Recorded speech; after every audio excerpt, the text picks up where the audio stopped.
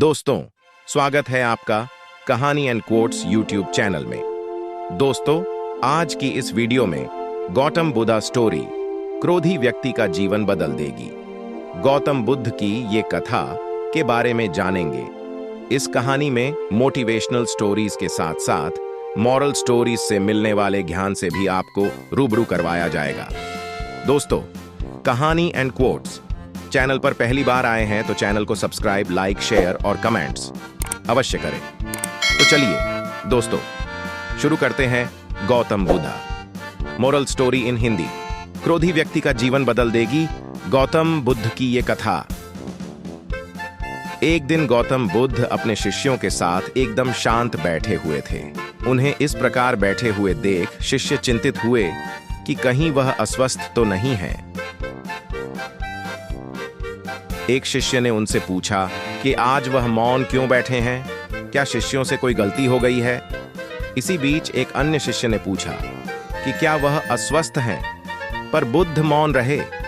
तभी कुछ दूर खड़ा व्यक्ति जोर से चिल्लाया, आज मुझे सभा में बैठने की अनुमति क्यों नहीं दी गई है?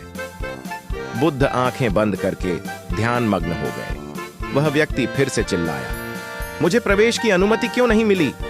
इसी बीच एक उदार शिष्य ने उसका पक्ष लेते हुए कहा कि उसे सभा में आने की अनुमति प्रदान की जाए। बुद्ध ने आंखें खोलीं और बोले, नहीं, वह अछूत है, उसे आज्ञा नहीं दी जा सकती। यह सुनकर शिष्यों को बड़ा आश्चर्य हुआ। बुद्ध उनके मन का भाव समझ गए और बोले, हाँ, वह अछूत है। इस पर कई शिष्य बोले, हमारे आश्रम में जात पात का कोई भेद ही नहीं, फिर वह अछूत कैसे हो गया? तब बुद्ध ने समझाया, आज वह क्रोधित होकर आया है। क्रोध से जीवन की एकाग्रता भंग होती है। क्रोधी व्यक्ति प्राय मानसिक हिंसा कर बैठता है, इसलिए जब तक वह क्रोध में रहता है तब तक अछूत होता है। इसलिए उसे कुछ समय एकांत में खड़े रहना चाहिए। क्रोधित शिष्य भी बुद्ध की बातें सुन रहा था।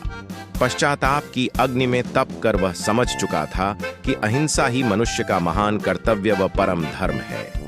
वह बुद्ध के चरणों में गिर पड़ा और कभी क्रोध न करने का प्रण लिया। शिक्षा। आशय यह है कि क्रोध के कारण व्यक्ति अनर्थ कर बैठता है और पश्चाताप उसे बाद में होता है, जिसका कोई लाभ नहीं मिलता। इसलिए हमें क्रोध नहीं करना चाहिए। असल मायने में क्रोधित व्यक्ति अछूत हो जाता है और उसे अकेला छोड़ देना चाहिए। क्रोध करने से तन, मन और धन तीनों की हानि होती है। क्रोध से ज्यादा हानिकारक कोई और वस्तु नहीं है।